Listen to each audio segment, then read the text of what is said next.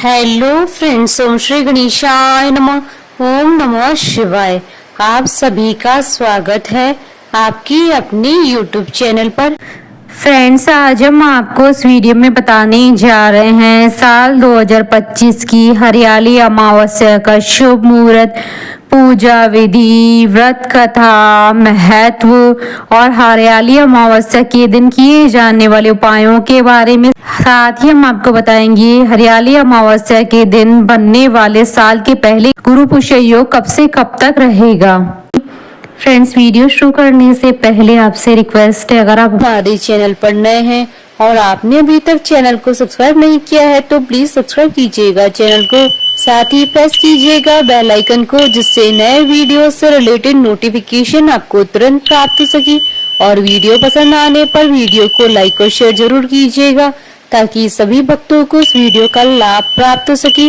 और comment box में ओम नमः शिवाय जरूर लिखिएगा। सनातन धर्म में हरियाली अमावस्या का खास महत्व होता है। इस शुभ अवसर पर बड़ी संख्या में श्रद्धालु गंगा समेत पवित्र नदियों में स्नान ध्यान करते हैं। इसके बाद देवों के देव महादेव का गंगा जल से जलाभिषेक करते हैं। साथ ही भक्ति भाव से भगवान शिव और माता पार्वती जी की पूजा करते हैं।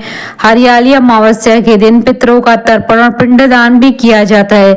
गरुड़ पुराण में वर्णित है कि अमावस्या तिथि पर पितरों का तर्पण करने से पूर्वजों को मोक्ष की प्राप्ति होती है। वहीं व्यक्ति को पितरों का आशीर्वाद प्राप्त होता है। उनकी कृपा से साधक के सुख और सौभाग्य में अपार वृद्धि होती है। फ्रेंड्स, अब आइए जानते हैं साल 2025 की हरियाली अमावस्या के शुभ मुहूर्त के बारे में। हिंदू पंचांग के अनुसार साल 2025 में हरियाली अमावस्या 24 जुलाई 2025 गुरुवार के दिन है। सावन कृष्ण अमावस्या तिथि प्रारंभ होगी 24 जुलाई 2025 को सुबह 2:28 पर और अमावस्या तिथि का समापन होगा 24 जुलाई की रात्रि यानी 25 जुलाई की सुबह 12:40 पर। सनातन धर्म में सूर्योदय से तिथि की गणना की जाती है। इसके लिए 24 जुलाई को हरियाली अमावस्या मनाई जाएगी। ज्योतिष शास्त्र के अनुसार हरियाली अमावस्या पर दुर्लभ शिववास योग का निर्माण भी हो रहा है। इस योग का निर्माण सुबह से हो रहा है। वहीं शिववास योग देर रात 12:40 तक रहेगा। इस दौरान भगवान शिव कैलाश पर जगत जननी देवी मां गौरी के साथ रहेंगे। इस समय में भगवान शिव और माता पार्वती जी की पूजा करने से सुख और सौभाग्य में वृद्धि होगी। साथ ही सभी प्रकार के संकटों से मुक्ति मिलेगी। हरियाली अमावस्या पर कई मंगलकारी शुभ योग भी बन रहे हैं। इनमें से गुरु पुष्य योग शाम 4:43 से अगले दिन 25 जुलाई को सुबह 5:39 तक रहेगा। सर्वार्थ सिद्धि योग और शिववास योग पूरे दिन भर रहेगा। साथ ही हर्षण योग सुबह 9:51 तक है। वहीं अमृत सिद्धि योग शाम 4:43 से 25 जुलाई 2025 को सुबह 5:39 तक रहेगा। वहीं पुनर्वसु नक्षत्र शाम 4:43 तक है। इसके बाद पुष्य नक्षत्र का संयोग बन रहा है। इन योगों में देवों के देव महादेव जी की पूजा करने से साधक को पृथ्वी लोक पर स्वर्ग समान सुखों की प्राप्ति होगी। इस दिन ब्रह्म मुहूर्त रहेगा सुबह 4:15 से सुबह 4:57 तक।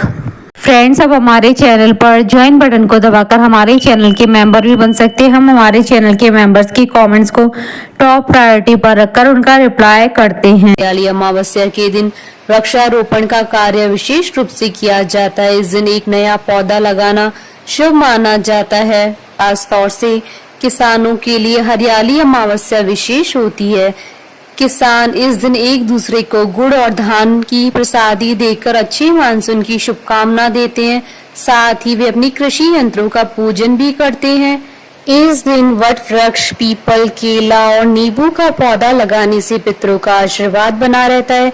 साथ ही शिव भगवान के साथ साथ हनुमान जी की भी पूजा करना जरूरी होता है। भारतवर्ष में हर साल श्रावण मास की अमावस्या को पंजाब, मध्य प्रदेश के अलावा मालवा प्रांत, राजस्थान, गुजरात, उत्तर प्रदेश, हरियाणा आदि राज्यों में हरियाली अमावस्या को पर्व की तरह मनाया जाता है। इसका उद्देश्य धार्मिक रूप से लोगों के बीच प्रकृति को बचाए रखने के लिए जागरूकता पैदा करना होता है।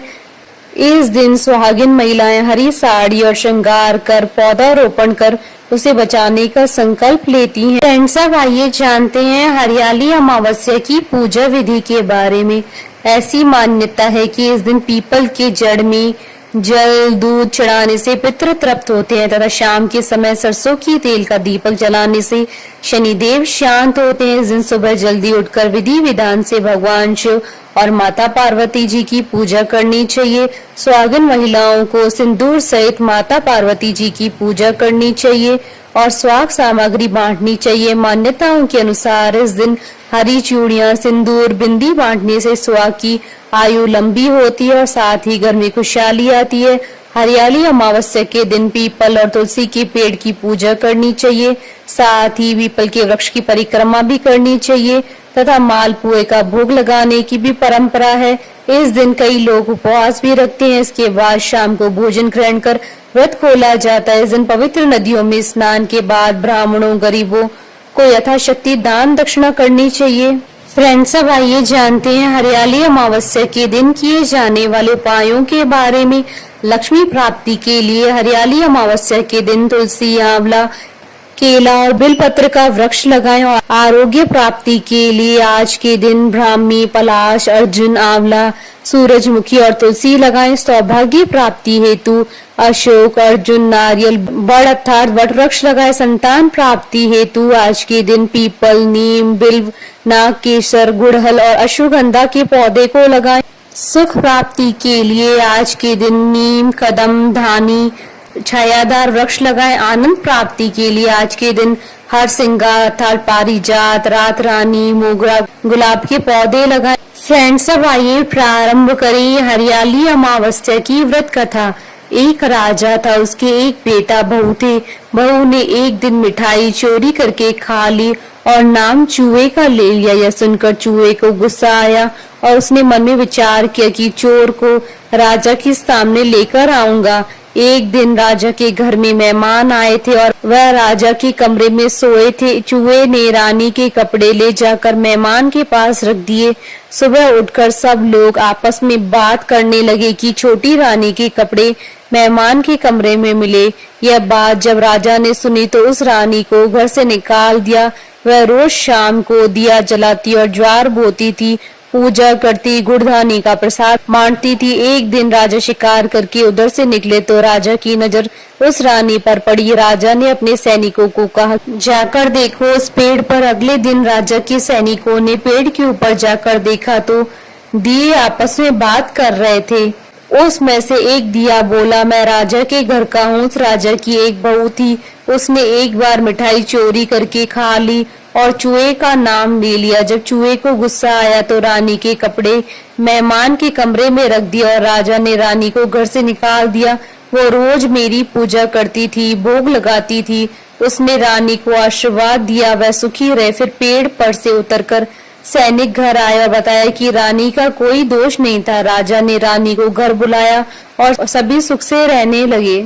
हमारे साथ इस वीडियो में अंत तक बने रहने के लिए आपका धन्यवाद। ओम श्री गणेशाय नमः। ओम नमः शिवाय।